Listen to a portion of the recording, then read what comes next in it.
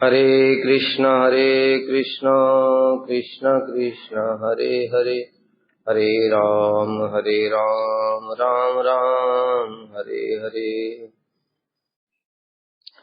श्री बृहद भागवतामृतम द्वितीय खंड द्वितीय अध्याय हम लोग सुन रहे थे। गोप कुमार जी तपोलोक में हैं। वहां पर जब उनका मन खराब होने लगा और पिप्पलाइन ने उनको उपदेश दिया गंधमादन पर्वत पर जाने के लिए, और वो जाने के लिए तैयार भी हुए, उसी समय वहां पर चतुर्सेन आ गए और उन्होंने उनके सिर के ऊपर में हाथ रख दिया। उससे पहले उनको अद्भुत अद्भुत दर्शन भी कराए, नरसिंह वामन इत्यादि विष्णु मूर्तियों के दर्शन कराए। उसके बाद उनके सिर पे हाथ रखा। हाथ रखने के साथ ही साथ वो समाधि दशा को प्राप्त हो गए और भीतर और बाहर सब जगह फिर भगवान का दर्शन करने लगे। सुसुप्तिरेव काचिन में कदाचित जायते दशा तथा तया जपे अंतरायः स्यात् तद्रूपे क्षणे तथा। अब समाधि दशा लग जाती जब, तो समाधि दशा में फिर चित्त एकदम कभी कभी शून्य हो जाता, एकदम सुसुप्ति अवस्था जैसा हो जाता है। सुसुप्ति अवस्था में हमारी न मन काम करता है, न बुद्धि काम करती है, कुछ नहीं। उसी प्रकार से समाधि दशा में शून्य में पहुंच जाते, उसी को वो लोग आनंद मान लेते हैं, क्योंकि मन बुद्धि इंद्रियां चित्त सब कुछ शांत हो जाता है। तो वो एक ऐसी अवस्था है जिसमें जब सब शांत हो जाएगा तो ऐसा लगता है कि इतना सुख है, क्योंकि जब तक ये इंद्रियां चंचल ये हैं, मन चंचल है, बुद्धि भी चंचल है, तब तक सुख नहीं प्राप्त हो सकता। मन स्थिर हो जाएगा। चंचलम ही मना कृष्ण, मन चंचल है, हृदय में इच्छाएं हैं, इच्छाएं बार बार मन को परेशान करेंगी, मन उनको प्राप्त करने के लिए चेष्टा करेगा। ये सब चलता रहेगा तो हलचल मचती रहेगी, तब तक मन कभी भी शांत नहीं हो सकता। इसलिए बताया ना, कृष्ण भक्त निष्काम अतएव शांत, भुक्ति मुक्ति सिद्धि कामी सकली अशांत।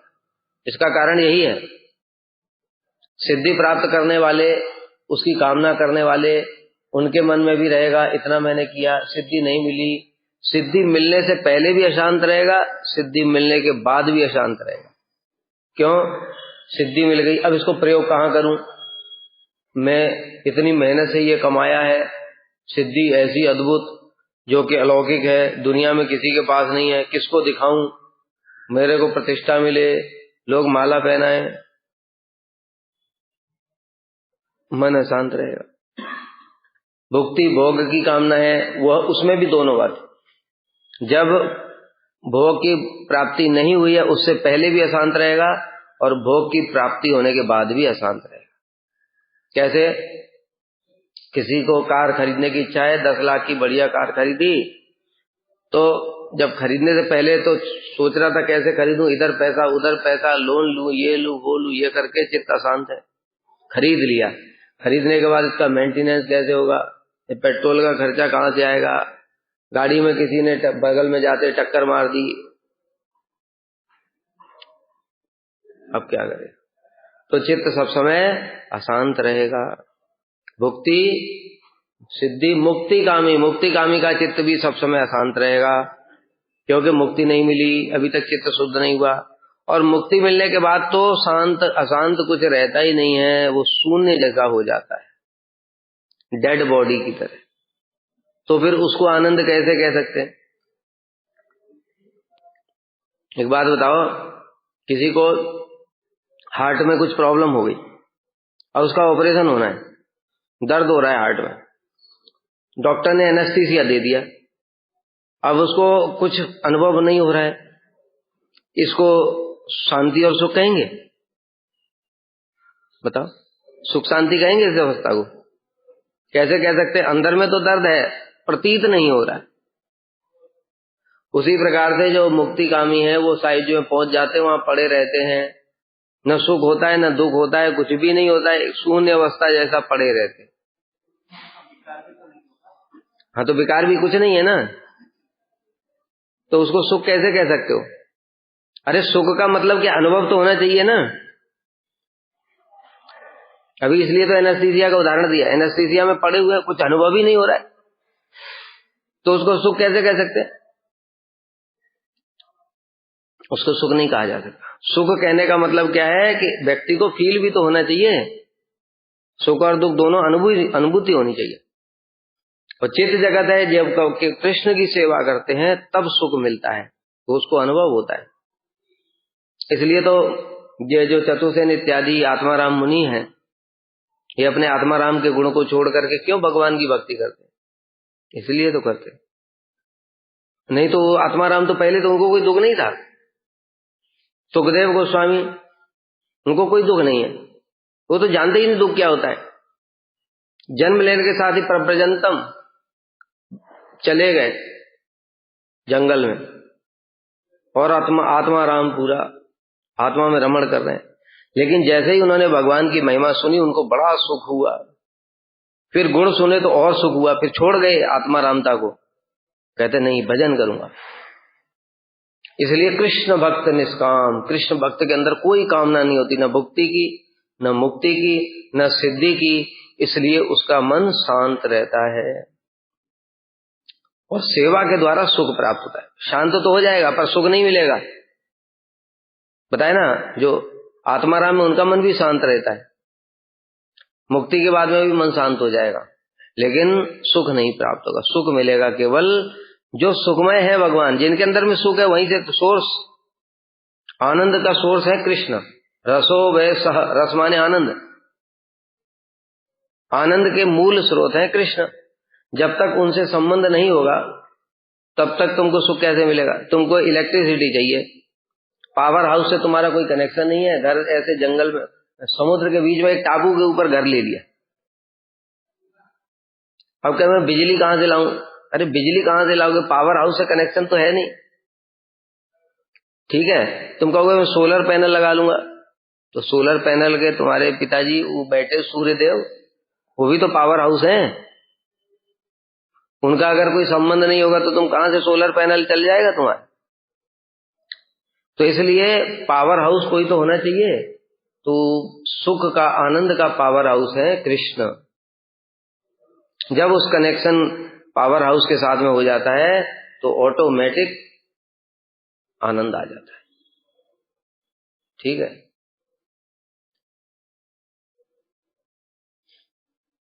तो इस प्रकार से गोप कुमार को होता, और बीच बीच में फिर सुसुप्ति की दशा में चले जाते, मतलब शून्य जैसा। सुख दुख मन इंद्रियां बुद्धि, मतलब इससे ऊपर उनको कुछ काम पता हो, शरीर की शुद्ध बुद्ध कुछ भी नहीं, तो ये सुख कहाँ है? सारे इंद्रियों की शुद्ध बुद्ध रहे और फिर आनंद हो, वो आनंद होता है। ठीक है, कुछ भी है ही नहीं, उसको आनंद नहीं कह सकते, उसको कहते हैं दुख रहित होना। इसलिए ज्ञानियों की मुक्ति की परिभाषा यही है, आत्यंतिक दुख निवृत्ति थी मुक्ति। उसमें सुख का कोई नाम ही नहीं है। आत्यंतिक दुख निवृत्ति, जब तक इस ब्रह्मांड में रहेंगे, स्थूल और सूक्ष्म शरीर बने ही रहेंगे। सूक्ष्म शरीर कभी नहीं छूट सकता। इस ब्रह्मांड के अंदर में 84 लाख योनियों में घूमते रहो, सूक्ष्म शरीर वही रहता है, स्थूल शरीर बदलता रहता है। तो वो जो है सूक्ष्म शरीर, वो तब छूटेगा जब इस ब्रह्मांड से बाहर निकलेंगे।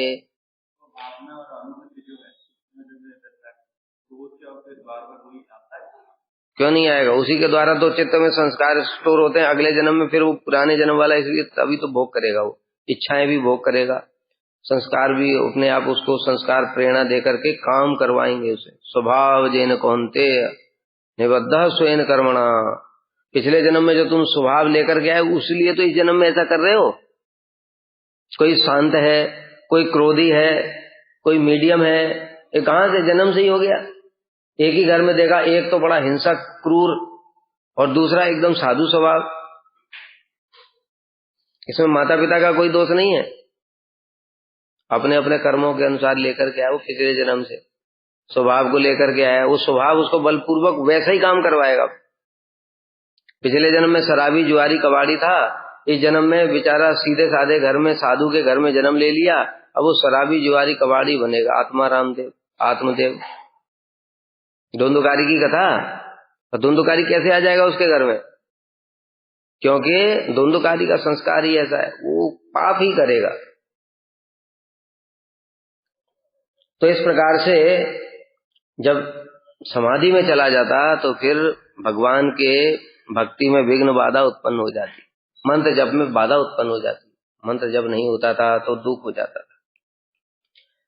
विलपामि ततो नीलाचलम जिग्मिषामि च तत्रत्यस्तु तदवृत्तम प्रच्छेयाहम ससांत्वनम। फिर रोने लगते, विलाप करने लगते, हाय रे भगवान क्या हो गया, मैं शून्य में चला गया, भगवान का मंत्र जप नहीं कर पा रहा हूं, कितना दुख हो जाता। अरे इस मंत्र ने तो मुझे सब कुछ प्रदान किया, इस मंत्र को ही मैंने छोड़ दिया। ऐसे विलाप होना भी चाहिए। तब क्या होता, जगन्नाथ जी के दर्शन के लिए नीलाचल जाने की इच्छा हो जाती। नीलाचल में जगन्नाथ जी अचल रूप में विराजमान, कहीं नहीं जाते हैं, चुपचाप एक जगह बैठे रहते हैं, इसलिए यहाँ पर सब समय दर्शन का सुयोग प्राप्त होता है। इसलिए इससे बढ़िया जगह उसको और कोई नहीं लगती, क्योंकि बाकी सब जगह सचल रूप में ही थे। ऊपर गए स्वर्ग में, वहां पर उपेंद्र थे, गरुड़ पर बैठ करके आए, पूजा वूजा ग्रहण किया, उसके बाद चले गए, कहाँ गए पता नहीं। उसके ऊपर महरलोक में गए, यज्ञेश्वर भगवान प्रकट तो होते हैं, लेकिन प्रकट तभी होते हैं जब यज्ञ होता है। यज्ञ में आहुति ग्रहण किया, यज्ञ खत्म, भगवान भी गए, एक जगह स्थिर ही नहीं रहते भगवान।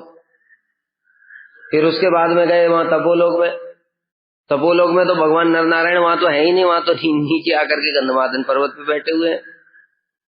तो सब जगह पर ही सचल रूप में है, अचल रूप में केवल जगन्नाथ जी बैठे हुए हैं पृथ्वी पर विग्रह रूप में।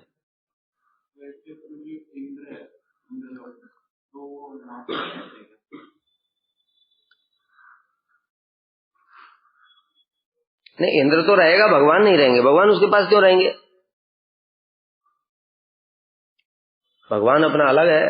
कहीं क्षीर सागर में चले गए, कहीं उनके उनके कहां पर इतने ठिकाने भगवान के, हर लोगों में ठिकाने उनका, ऐसी ऐसी जगह पर जहां कोई जा नहीं सकता।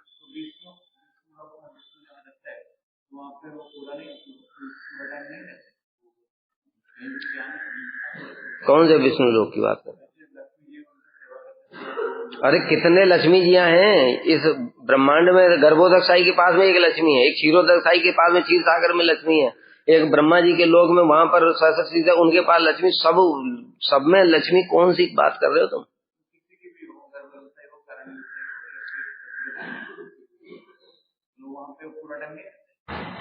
वो तो वहीं रहते हैं स्थिर, और ये अन्य मूर्तियां तो हैं ये इतनी सारी, ये कहाँ कहाँ रहते हैं, इनका कोई ठिकाना नहीं है, अपना अपना ठिकाना है सबके पास। इतनी मूर्तियां हैं भगवान की, अभी पढ़ोगे तो 8 आवरण, उनमें भी मूर्तियां हैं, पर वो प्रकट उसके सामने नहीं होते हैं। वो तो थोड़ी देर के लिए प्रकट होते हैं, फिर अपने चले जाते हैं। कहाँ रहते हैं छुप करके, वो किसी को दिखता नहीं। नहीं तो सब समय जाकर के हमारे जैसे लोग परेशान करेंगे उसको। इंद्र तो हर समय जाकर के, प्रभु वो राक्षस आ गया, प्रभु ऐसा हो गया वैसा हो गया, जीने नहीं देगा। इसलिए भगवान अपने हिसाब से आते हैं उसके पास भी। अगर वहीं वो उसके बगल में भी बैठे रहेंगे तो भी वो देख नहीं पाएगा। कभी कहते कहाँ जाते पता नहीं।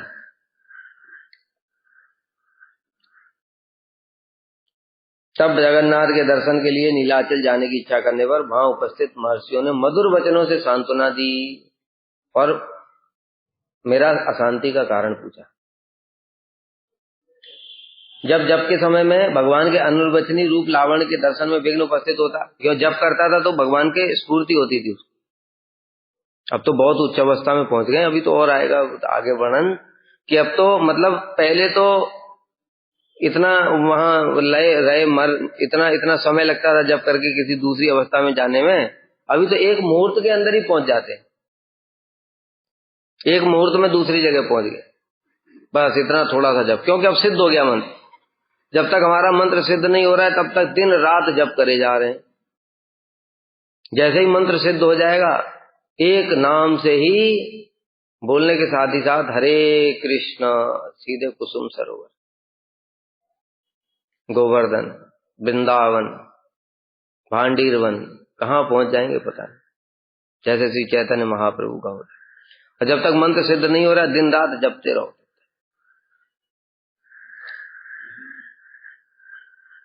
तो ऐसे सोचते अहो मेरा कैसा दुर्भाग्य है, अचानक कैसा उपद्रव हो गया, तो शून्य में चला गया, जब रहा था क्या हो गया, ये समझ नहीं आ रहा उनको।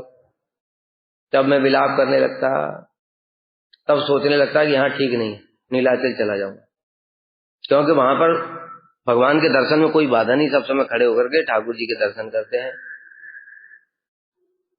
तब फिर तपोलोकवासी जो ऋषि मुनि थे, अंतर्यामी है, वो सब जान जाते, फिर पास में आ जाते इसको सांत्वना देने के लिए। देखो गोकुमार, मधुर वचनों के द्वारा तुम क्यों इतना दुखी होते हो? अरे यहाँ पर इतना सुख है, ये तो सुख का ही लोक है, यहाँ तो दुख है ही नहीं, फिर भी दुखी हो। सशोकम कथ्यमाना सा श्रुत्वामी भी प्रशस्यते मया तथानुबुद्धयेत दुखम एवानुमन्यते। मैंने शोक पूर्वक उनसे अपनी दशा का वर्णन किया, दुखी होकर के अपनी दशा बताई कि देखो मैं मंत्र जप करता हूँ, मंत्र जप करते करते मन दिमाग शून्य हो जाता है, शून्य हो जाता है तो भगवान का दर्शन नहीं होता है, फिर मुझे बड़ा दुख होता है, मन करता है मैं नीलाचल चला जाऊं जगन्नाथ जी के दर्शन करने। जिसे सुनकर के उन्होंने मेरी बड़ी प्रशंसा की। अब ये तो दुख बता रहे, वो प्रशंसा क्यों कर रहे? किसी का दुख सुनकर के बड़ी प्रशंसा करता है कोई? अच्छा, ये दुख साधारण नहीं है। अब ये ठीक है ना, उद्धव जी ने दुख देखकर ही तो प्रशंसा करी थी। गोपियां क्या बहुत आनंद में थी उस समय? इतना तीव्र विरह देखा गोपियों का, महाभाव दशा का दर्शन किया, और उसमें भी जो राधा जी का जो विरह था, वो तो विरह की पराकाष्ठा थी, दिव्योन्माद दशा। उसको दर्शन करते ही उद्धव जी की स्तुतियां अपने आप निकलने लगी, महिमा गान कर रहे उद्धव जी। आसाम महो चरण रेणु जुसाम श्याम वृंदावने किमपि गुलमलतौषधि धाम। मैं इन गोपियों की चरण धूलि का एक कण भी मेरे सिर के ऊपर पड़ जाए तो मेरा उद्धार हो जाए। वंदे नंद ब्रज स्त्री नाम पाद रेणु अभीक्षण सह यासाम हरिकथोद्गीतम पुनात भुवन त्रयम्। इन गोपियों की चरण धूलि की एक कण की वंदना करता हूं। और कितनी कितनी एताहा परम तनुर्तो के माय स्त्रियों बनकरी व्यभिचार दुष्टा, इतनी सारी स्तुतियां कर रहे हैं। क्या देख करके स्तुति किया? उनको आनंद में देख करके किया। गोपियां तीव्र विरह में अत्यंत, तो वो विरह के लिए फिर इनकी स्तुति क्यों कर रहे हैं? कोई दुखी है तुम स्तुति कर रहे हो, उसकी महिमा गान कर रहे हो, वाह आप तो महापुरुष हैं। क्योंकि ये विरह इस जगत का विरह नहीं, किसी का बेटा मर गया, किसी की बेटी मर गई, किसी की पत्नी मर गई, ये विरह होता है जड़ शरीर का। वो विरह है चिन्मय, कृष्ण का विरह है वो। कोटि कोटि मुनि जतन कराई अंत राम मुख निकसत नहीं। करोड़ों यत्न करने पर भी राम का नाम भी नहीं निकलता है। राम का विरह तो दूर की बात है। राम का विरह, भगवान का विरह कब होगा? जब हृदय में सब समय उनका चिंतन रहेगा।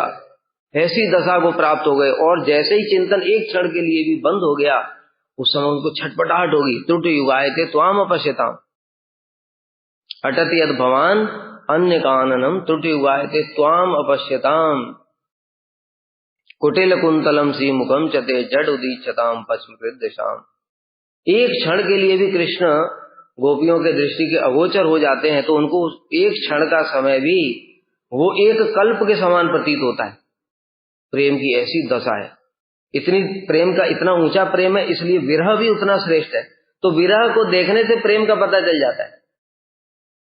समझ में आ रही बात? कोई हमसे कितना प्रेम करता है,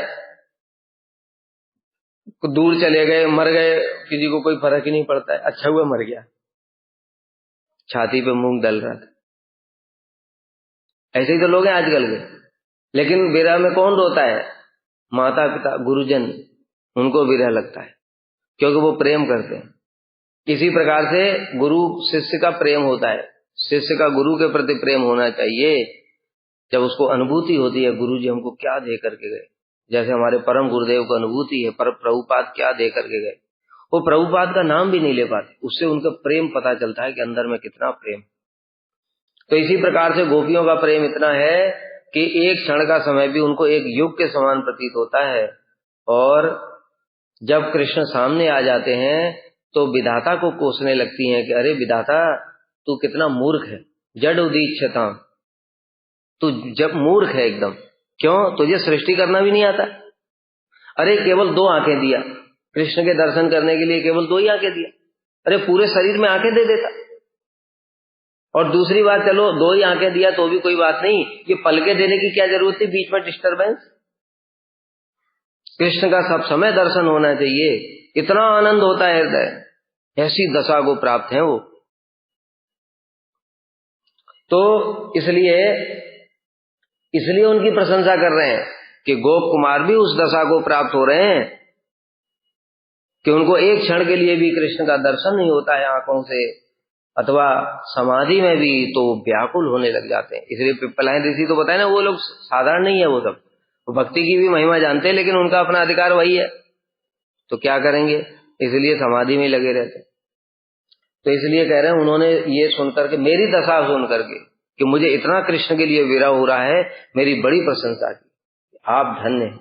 जैसे उद्धव जी ने गोपियों की प्रशंसा की थी, एताः परम तनुभृतो भुवि गोपवद्दो गोविंद एव निखिल आत्मनि रूढ़ भावा।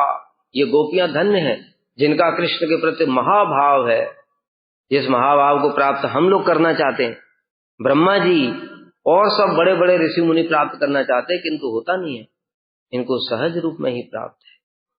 ऐसे करके जो प्रशंसा की थी, ऐसे यहां पर कर रहे हैं। किंतु अभी ये गोप कुमार बालक हैं, इनको ज्यादा कुछ तत्व ज्ञान नहीं है, जितना नीचे से देखते जा रहे हैं उतना ही जानते हैं, इसलिए इनको पता ही नहीं कि ये प्रशंसा क्यों कर रहे हैं। उनको तो उल्टा मतलब लग रहा है कि दुख, मेरे को तो दुख हो रहा है और ये मेरी तारीफ कर रहे हैं। बड़ी विचित्र बात है, उनको समझ ही नहीं आ रहा है। किंतु उनके प्रशंसा मूलक वचनों को मैं समझ नहीं पाया। अभी तो वही मेरे दुख का कारण हुआ, वो प्रशंसा कर रहे हैं तो उनको और दुख होने लगा। अरे फालतू में, मैं इतना दुखी हूं और कोई और तारीफ करेगा तो दुख तो बढ़ जाएगा ना, क्योंकि उनको ये पता नहीं था ये सब बातें। जैसे गोपियों को भी पता नहीं है ये उद्धव जी क्यों प्रशंसा कर रहे हैं, महाभाव में स्थित हैं आप। गोपियों को बोले हम तो रो रही हैं, दुखी हैं, व्याकुल हैं, और ये उद्धव जी और इतनी बड़ी बड़ी स्तुतियां करते हैं। पिप्पलायन जैसे श्रेष्ठ योगियों ने मेरी अवस्था से अवगत होकर मेरी बड़ी प्रशंसा की। उन्होंने कहा, अहो बड़े आश्चर्य की बात है, शीघ्र ही इसकी ऐसी परम दुर्लभ विशुद्ध दशा उत्पन्न हो गई। ये दशा तो बताए ना, वांछन्त यद भवभीयो मुनियो वयम च, संसार से भयभीत मुनि लोग इस दशा को प्राप्त करना चाहते हैं। और उद्धव जी कह रहे हमारे जैसे वयम च, हमारे जैसे भक्त यानी मैं, नारद, सुखदेव, ये सब भी ऐसी दशा को प्राप्त करना चाहते हैं, किंतु प्राप्त नहीं होती।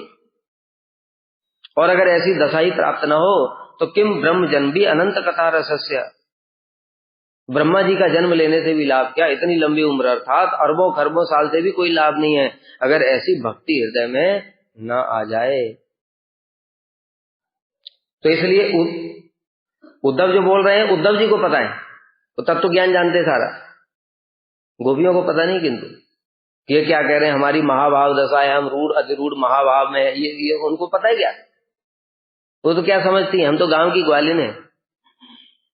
लेकिन उनको पता नहीं है कि वो सर्वोत्तम योगियों के जो इंद्र हैं, वो योगींद्र भी उनकी स्तुति करते हैं चरण धूलि की। तो उनका दुख और बढ़ जाएगा। अगर उद्धव जी ने तो ये दूर से प्रार्थना करी थी, अगर पास में जाकर के ऐसे बोलते राधा जी को, तो राधा जी को आनंद होता, उल्टा दुख और बढ़ जाता कि पहले ही कृष्ण का विरह है और ये आकर के और तारीफ किए जा रहे। इसलिए मैं उनके प्रशंसा के वचनों के तात्पर्य को नहीं समझ पाया कि प्रशंसा कर क्यों रहे। कोई बताए ना, किसी के विरह में बहुत दुखी हो, किसी का जैसे शकुंतला का प्रेमी था दुष्यंत, वो चला गया और उसी समय जो दुर्वासा आए तो शकुंतला उनके प्रेम में इतनी आविष्ट थी कि उसको पता ही नहीं चला दुर्वासा ऋषि सामने खड़े, और दुर्वासा ऋषि आकर के उसकी तारीफ करते, अरे तुम्हारा धन्य है प्रेम, ऐसा प्रेम, कोई सामने आ गया तुमको पता ही नहीं चला। तो उसको आनंद होता, उल्टा दुख बढ़ जाता उसका। कहते मैं तो दुख में रो रही हूं और ये और ऐसी बात कर रहे हैं। इसलिए मेरी उस दशा के तत्व की अज्ञानता के कारण मैं तो नहीं जानता था, लेकिन पिप्पलायन जी जानते थे, अथवा भक्ति के स्वभाव के बल से वे प्रशंसा वाक्य बुद्धि गोचर ही नहीं हुए, उसको समझ ही नहीं आया ये क्या बोल रहे हैं। अतएव भगवान के दर्शन के अभाव से उत्पन्न विरह में मेरा हृदय सदा ही दुखित रहता। अब भगवान का दर्शन नहीं होता, ये प्रशंसा कर रहे हैं, उससे मुझे कोई फर्क पड़ा नहीं, दुख बढ़ गया उल्टा। अथाभ्यास बलेन अंतर बहिर्श्च जगदीश्वरम तत्तद रूपेण पश्यामि प्रत्यक्षमेव सर्वतः। अब धीरे धीरे उस लोक में रहने से अभ्यास हो गया। किस चीज का अभ्यास? समाधि का। थोड़ा सा ध्यान लगाते समाधि लग जाती, समाधि लगते ही फिर अंदर बाहर सब जगह भगवान के दर्शन शुरू हो जाते। मैं अभ्यास के बल पर भीतर और बाहर प्रत्यक्ष की भांति उन जगदीश्वर का पहले दर्शन किए गए रूपों में दर्शन करता। पहले किए गए रूपों में मतलब कभी यज्ञेश्वर, कभी उपेंद्र, कभी विष्णु स्वरूप, इस प्रकार से अभ्यास अवस्था अर्थात पुनः पुनः ध्यान के वेग अवस्था। जब जब ध्यान लग जाता तब तब फिर उनको दर्शन हो जाता, और ध्यान लगते लगते फिर शून्य में भी चले जाते कभी कभी। मंत्र जप में भी थोड़ी शिथिलता थी, आ गई थी, वो भी दुख था एक, क्योंकि जब शून्य में पहुंच जाते तो मंत्र जप नहीं होता, मंत्र जप नहीं होता तो आनंद नहीं होता, मंत्र जप में आनंद होता था। फिर अंतर्यामी कदाचित सनकादिश्च ध्यान निष्ठावशम गतान विंद तस्तानि रूपाणि दृष्ट्वाप्नोमि पराम मुदम। कभी कभी मैं देखता सनकादिश, सनकादिक जो ऋषि थे, भगवान ध्यान निष्ठावशम, वो अपना ध्यान लगाते। सनकादि ऋषि बताए वहां के हेड हैं उस लोक के, वो अपना ध्यान लगाते। ध्यान लगाते ही जैसे मान लो नरसिंह देव पर उन्होंने ध्यान लगाया, ध्यान लगाते ही वो नरसिंह देव जैसे हो जाते। कभी वो विष्णु मूर्ति पर ध्यान लगाते तो वो विष्णु मूर्ति जैसे हो जाते। ये देखा करते थे। कभी कभी मैं देखता कि सनकाद ने भगवान की मूर्ति का ध्यान करते करते भगवान के समान ही रूप प्राप्त कर लिया। ये बताया कैसे? राधा चिंता निवेशन यस्य कांतिर विलोपिता श्री कृष्ण चरणम वंदे राधा लिंगित विग्रहम। क्या बता रहे हैं? राधा जी का चिंतन करते करते कृष्ण की श्याम वर्ण की जो कांति है वो लुप्त हो गई और गौर वर्ण के हो गए, उनका ध्यान करते करते। उसी प्रकार से चित्त जगत में ये सब होता है, लेकिन हमारे यहाँ पर ये सब नहीं होगा, हमारी कांति। लेकिन उदाहरण यहाँ पर एक जड़ उदाहरण भी ऐसा दिया गया है शास्त्रों में बार बार कि यहाँ पर भी ऐसा होता है। मूर्ति का ध्यान करते करते भगवान के समान ही रूप प्राप्त किया है। इनकी ऐसी ध्यान निष्ठा और उनके प्रभाव से तन्मयता देख करके मैं अत्यंत आनंदित होता। और चतुर्सेन के अंदर ही नरसिंह रूप दिख जाता, वामन रूप, विष्णु रूप, उपेंद्र रूप, यज्ञेश्वर रूप, सब उनके अंदर ही दिख जाता था। क्योंकि वो ध्यान निष्ठ ऐसे ऋषि मुनि थे कि ध्यान लगाते लगाते उनका स्वरूप भी भगवान के अवतार जैसा ही हो जाता, भगवान मूर्तिमय हो जाते। जैसे गोपियां हो गई थी ना तन्मय, कृष्ण की लीलाओं का ही अनुकरण करना शुरू कर दिया उन्होंने। कोई पूतना बन गई, कोई उसके ऊपर बैठ गई, कोई कालिया दमन लीला, कोई गोवर्धन धारण लीला, सब कृष्ण की लीलाओं का अनुकरण करना प्रारंभ कर दिया। इसका कारण था भगवान के अनेक रूपों के ध्यान अर्थात चित्ताविनिवेश में निष्ठा या स्थिरता। क्या बता रहे हैं? भगवान के अलग अलग रूपों का ध्यान वो जब करते तो उनमें उनका चित्त आविष्ट हो जाता। जब उनमें चित्त आविष्ट हो जाता तो उनके जैसे ही स्वरूप प्राप्त हो जाता।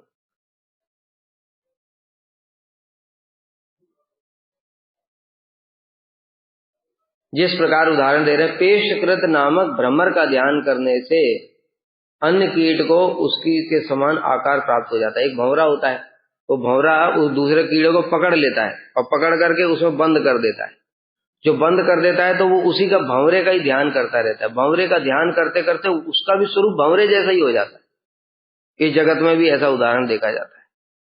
तो फिर ये तो भक्ति वाली बात है, भक्ति के प्रभाव से क्या नहीं हो जाता। इसलिए चतुर्सेन वैसे भी भगवान के अवतार है, इसलिए उनको भी भगवान के जैसा ही रूप प्राप्त हो जाता। तन्मय होने के बाद उनके जैसे ही हो जाता।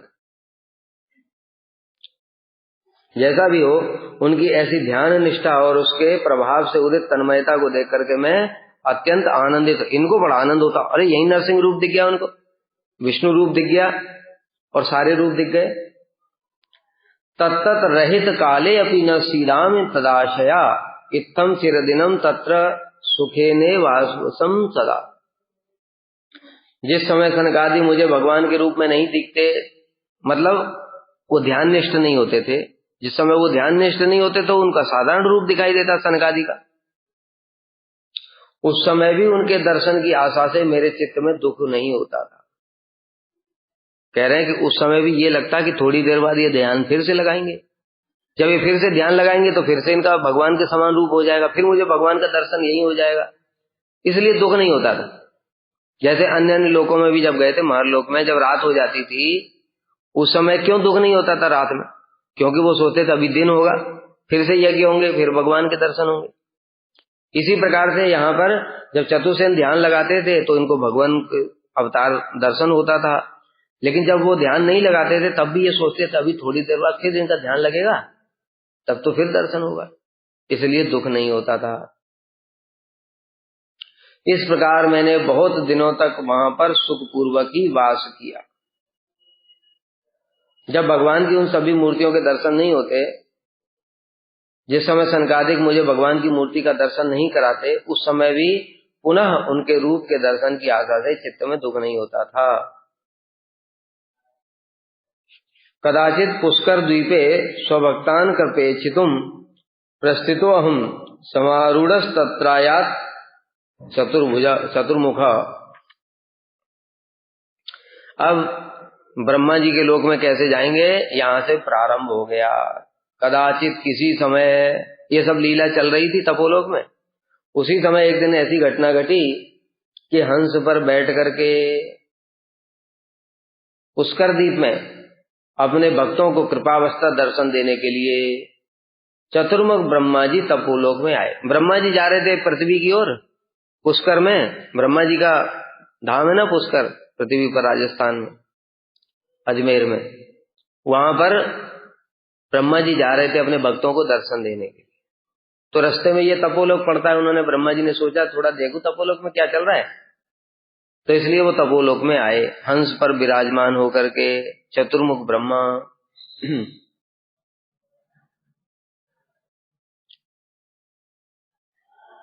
सत्यलोक का महात्म्य वर्णन करने के लिए प्रथमतः स्वयं देखी गई सत्यलोक के अधिष्ठाता ब्रह्मा की महिमा का वर्णन 3 श्लोकों में कर रहे हैं। क्यों ऊपर जाने की इच्छा हुई? क्योंकि ब्रह्मा जी की महिमा तपोलोक से भी ज्यादा है।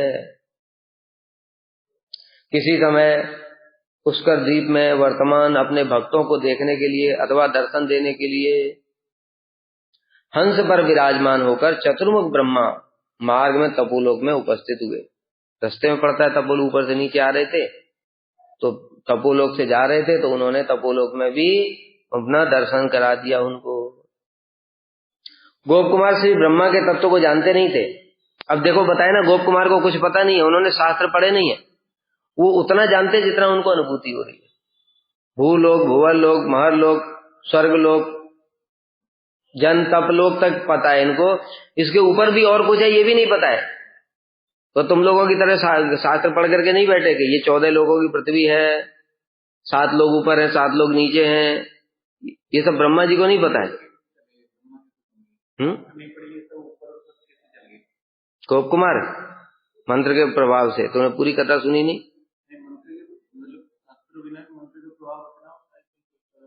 ये सब बताया बहुत विस्तार से, उनको सुनो कथा को, तभी कह रहे हैं पूरा अनुशीलन करना पड़ेगा। ये मंत्र का प्रभाव जो तुम सोच रहे हो वो कुछ भी नहीं है। मंत्र का प्रभाव इतना है वो कृष्ण को सामने ला करके खड़ा कर देता है। ऊपर जाना क्या बड़ी चीज है। अभी आज की गुरु जी की कथा सुनो, उसमें मंत्र की बात ही बता रहे, कैसे मंत्र जप करते हम। थोड़ा सा मंत्र जप किया, इधर देखा उधर देखा, कभी इधर ध्यान कभी उधर ध्यान, मंत्र कहाँ से काम करेगा। ऐसे गोप कुमार की तरह जप करेंगे तो देखो मंत्र की शक्ति, इसी समय इसी जीवन में सब कुछ दिखाई देगा। गोप कुमार को दिखाई दिया, ब्राह्मण को दिखाई दिया, हमको क्यों नहीं दिखाई देगा? हमारा मंत्र उनसे भी श्रेष्ठ है, उनका दशाक्षर मंत्र है, हमारा अष्ट दशाक्षर है। इसलिए हंसारूढ़ जो हंस पर विराजित होकर चतुर्मुख ब्रह्मा मार्ग में तपोलोक में उपस्थित हुए। गोप कुमार ने ब्रह्मा के तत्व को जानते नहीं थे, क्योंकि बताया उनको कुछ पता नहीं था। गोवर्धन में जन्म हुआ, गाय चराते थे, गुरुजी ने मंत्र दे दिया, मंत्र जप के प्रभाव से वैराग्य हो गया। फिर वैराग्य के बाद में मंत्र जप करते रहे, विष्णु मूर्ति जगन्नाथ जी का दर्शन हुआ, फिर गुरुजी ने वरदान दे दिया। शास्त्र तो पढ़ा ही नहीं कभी। और फिर उसके बाद में स्वर्ग पहुंच गए, फिर महर लोक, फिर तप लोक तक आ गए। इसलिए उनको पता ही नहीं था इसके ऊपर सत्य लोक भी है। तब उन्होंने देखा हंसारूढ़ हंस पर विराजमान थे, चतुर्मुख थे वो, 4 मुख थे उनके। परम ऐश्वर्य संपन्न सवृद्ध सनकादि भी ससंभ्रम प्रणम्य अभिपूजितो भक्ति नमृतई। क्या बताया? परम ऐश्वर्य संपन्न थे। जो चतुसेन का तेज था, बड़ा तेजस्वी थे, उनके शरीर से तेज निकलता था। किंतु जब ब्रह्मा जी का तेज देखा तो गोप कुमार जी आश्चर्य में पड़ गए थे, इनका तेज तो बहुत ही ज्यादा है, ये कौन है? इसलिए परम ऐश्वर्य संपन्न उद वृद्ध ब्रह्मा जी को, वृद्ध कहने का मतलब क्या होता? बूढ़े हो गए वो। उन्होंने देवताओं को बनाया, वो कभी बूढ़े नहीं होते, और ब्रह्मा जी खुद बूढ़े हो गए। बताओ, वृद्ध कहने का मतलब है सबसे बड़े हैं वो, ठीक है। और दूसरा, उनका स्वरूप भी कुछ ऐसा है कि उनकी सफेद दाढ़ी होती है। सफेद दाढ़ी का मतलब नहीं बूढ़े हो गए, वो स्वरूप ही उनका ऐसा है, ठीक है। सफेद दाढ़ी होने पर भी सब समय जैसे हैं वैसे ही रहते हैं। नहीं तो ब्रह्मा जी खुद इंद्र नहीं बन जाते, इंद्र बूढ़ा नहीं होता है। इंद्र बढ़िया चकाचक स्वरूप है, इंद्र को भगवान ने बनाया, वो ब्रह्मा जी बना रहे और खुद बूढ़े हो रहे हैं, दूसरे को जवान बना रहे, खुद नहीं जवान हो जाएंगे। तो इसलिए वो सबसे बड़े हैं इस ब्रह्मांड में, इस सृष्टि में। सबसे प्रथम पुरुष गर्भोदक साई विष्णु के नाभि से कमल निकला, नाभि से ब्रह्मा प्रकट हुए। वो ब्रह्मा तभी ऐसे ही थे, ऐसा नहीं कि पहले एकदम बालक जैसे थे और बाद में दाढ़ी उगाई फिर सफेद हो गई। वो ऐसे ही प्रकट हुए। तो ब्रह्मा जी वहां पर उपस्थित हुए। सनकादि मुनियों ने संभ्रम माने गौरव बुद्धि के साथ, आदर सहित प्रणाम कर भक्ति पूर्वक उनकी पूजा की। क्योंकि पिता भी हैं, गुरु भी हैं, दोनों है वो। नारद जी के लिए भी गुरु भी हैं इन सबके, ब्रह्मा जी आदि गुरु हैं वो। सर्वश्रेष्ठ वस्त्र, अनुचर और परिजन आदि के द्वारा जो परम ऐश्वर्य संपन्न है। कैसे ऐश्वर्य बताए? क्योंकि उनके साथ में अनुचर भी थे, वो भी महान तेजस्वी थे उनके जैसे। वस्त्र उनके दिव्य, उन प्रमाणिक अर्थात परम प्रमाण रूप चतुर्मुख ब्रह्मा जी के बारे में बता रहे हैं। उनकी लंबी सफेद दाढ़ी यद्यपि देखने में तो वृद्ध के समान है, तथापि उनके शरीर में बुढ़ापे का कोई आगमन नहीं था, मतलब कोई लक्षण नहीं था वृद्ध का, केवल उनका स्वरूप ही ऐसा है। इसका कारण है कि भगवान के अवतार होने के कारण वे सच्चिदानंद मूर्ति हैं, बूढ़े नहीं हो सकते भगवान के अवतार होने के कारण। क्यों बताया भगवान के अवतार? वो तो जीव तत्व है,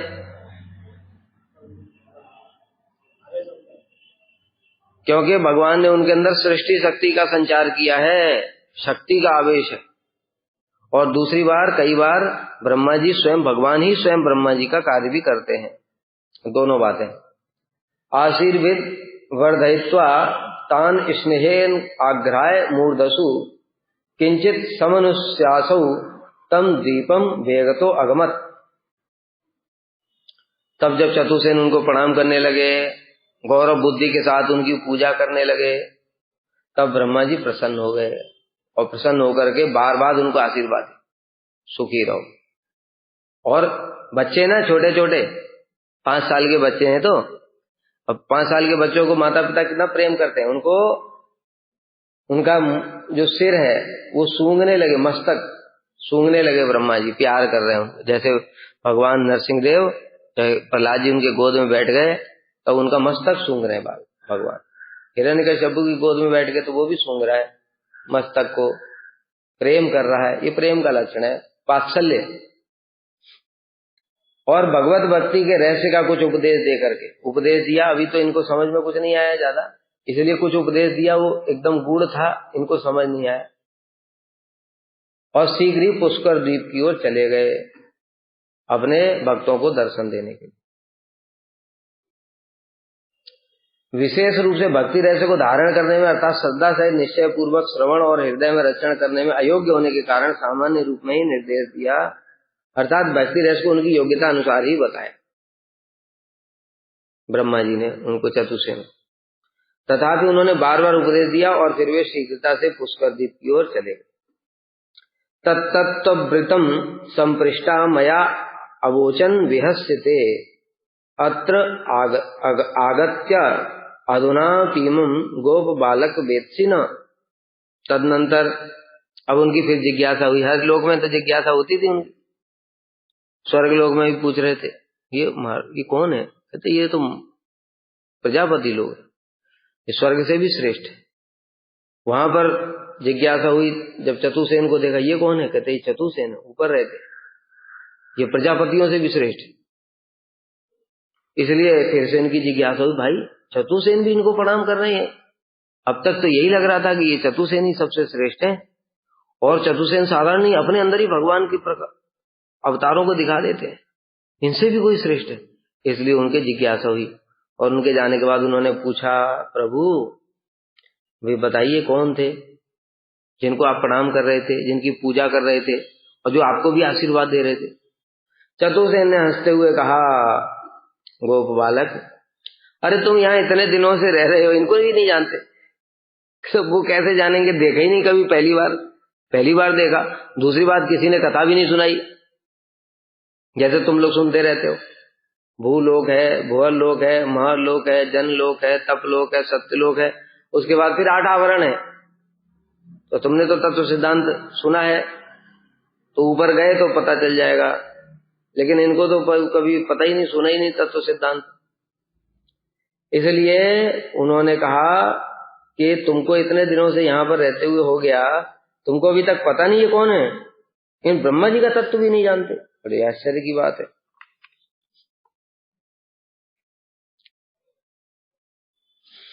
हे गोप बालक, सचमुच तुम बालक ही हो।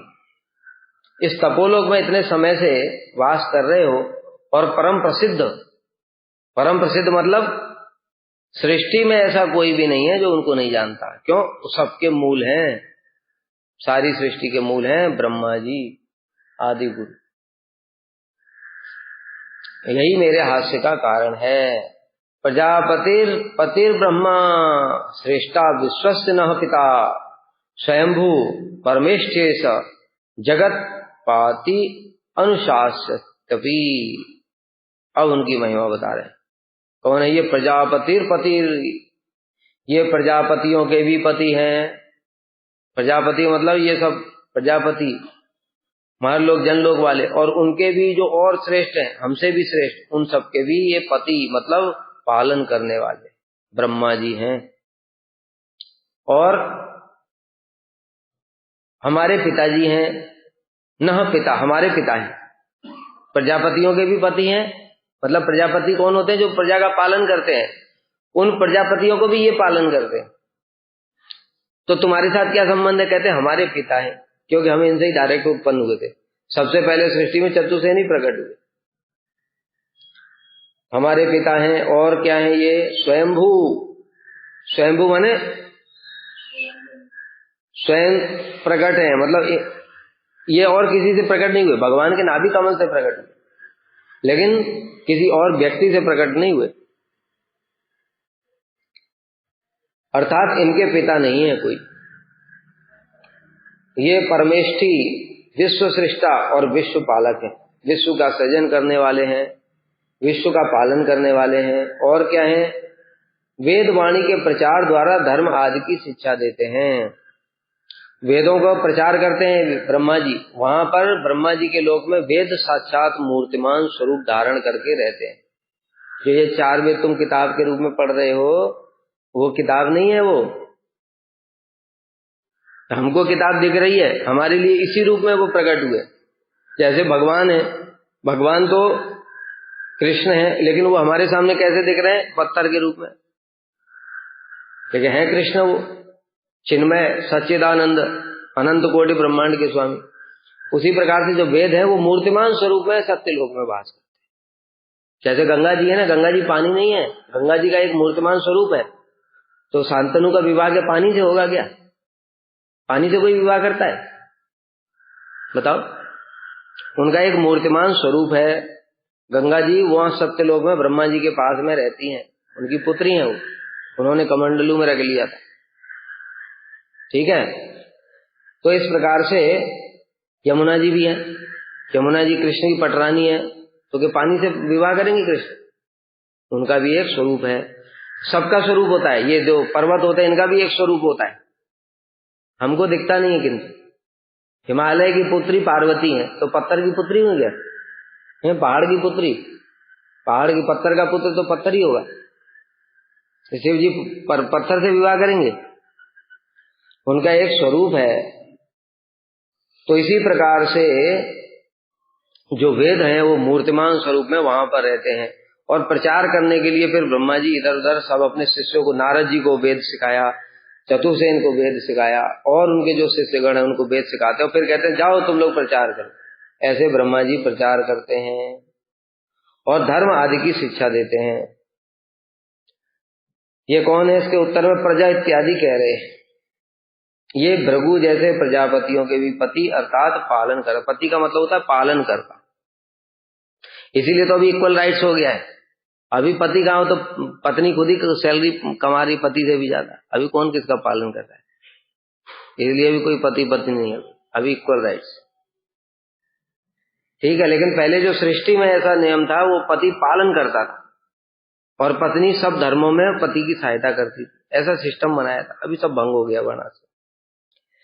तो इस प्रकार से ये हमारे पिता हैं, वे भृगु इत्यादि के भी पिता हैं, ऐसा सूचित हुआ है। क्योंकि भृगु तो प्रजापति हैं, प्रजापतियों से भी श्रेष्ठ चतुर्सेन, चतुर्सेन से के भी पिता हैं ये ब्रह्मा जी। परंतु ये स्वयंभू हैं, अर्थात इनके पिता नहीं है, क्योंकि ये स्वयं ही भगवान के नाभि कमल से उत्पन्न हुए हैं, इनका और कोई पिता नहीं। ये परमेष्ठी अर्थात सर्वश्रेष्ठ परम इष्टि, मतलब सब सर्वोत्तम पद प्राप्त है। ब्रह्मा जी इस सृष्टि में सबसे श्रेष्ठ पद है ब्रह्मा पद, क्योंकि उस सब सृष्टि पर वही करते हैं।